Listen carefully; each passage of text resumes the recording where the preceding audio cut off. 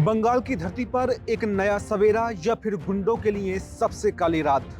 राजभवन में अभी शपथ की गूंज शांत भी नहीं हुई थी कि पश्चिम बंगाल के नए मुख्यमंत्री शुभेंदु अधिकारी ने बड़े फैसले लेना शुरू कर दिया है।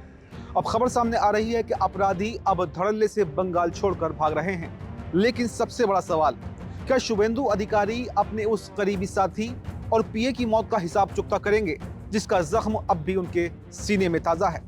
क्या बंगाल में अब कानून का राज होगा या फिर शुरू होगा बदले का नया अध्याय? आज की इस विशेष रिपोर्ट में देखिए कि शपथ लेते ही शुभेंदु अधिकारी का वो पहला मास्टर स्ट्रोक, जिसने कोलकाता से लेकर दिल्ली तक सबको चौंका कर रख दिया है।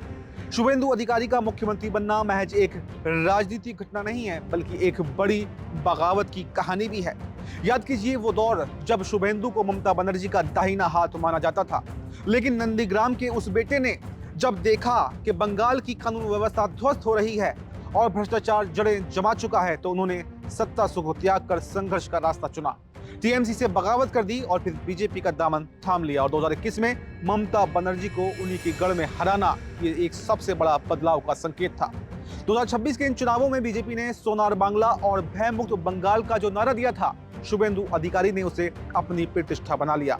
आज जब वो सीएम की कुर्सी पर बैठे हैं, तो ये जीत उन हजारों कार्यकर्ताओं की जीत मानी जा रही है जिन्होंने राजनीतिक हिंसा में अपनी जान गंवाई थी। मुख्यमंत्री बनते ही शुभेंदु अधिकारी के सामने बड़ी चुनौती थी अपने उस वफादार साथी को न्याय दिलाना, जिसकी हत्या ने उन्हें झकझोर कर रख दिया था, यानी उनके पीए की मौत।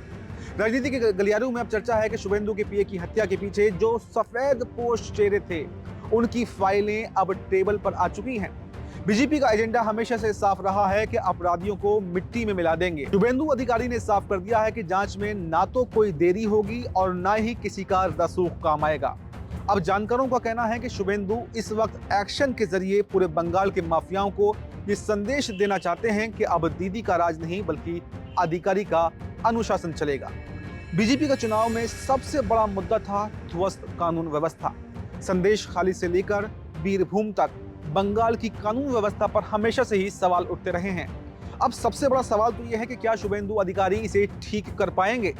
शपथ लेते ही उन्होंने पुलिस प्रशासन को फ्री हैंड देने का वादा किया था, लेकिन क्या दशकों से तंत्र में घुसे सिंडिकेट को वो इतनी आसानी से उखाड़ भी पाएंगे?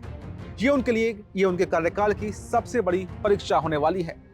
बंगाल में बदलाव की लहर अब सुनामी बन चुकी है। शुभेंदु अधिकारी का पहला एक्शन ये बता रहा है कि आने वाले दिन अब अपराधियों के लिए बेहद मुश्किल होने वाले हैं। पीए के कातिलों पर कार्रवाई तो बस शुरुआत है। असली लक्ष्य है बंगाल को उस गौरवशाली स्थान पर वापस ले जाना जहां पर भय का कोई स्थान न हो। पर सवाल अभी भी बरकरार है कि क्या राजनीति बदले की भावना से ऊपर उठकर शुभेंदु एक समावेशी बंगाल बना पाएंगे? क्या विकास की राजनीति हिंसा की राजनीति को पूरी तरह से खत्म कर पाएगी? और क्या शुभेंदु अधिकारी बंगाल के एक सफल मुख्यमंत्री साबित हो पाएंगे? आपको जो भी लगता हो अपनी राय कमेंट बॉक्स में जरूर बताएं और फिलहाल हमें दीजिए इजाजत। नमस्कार।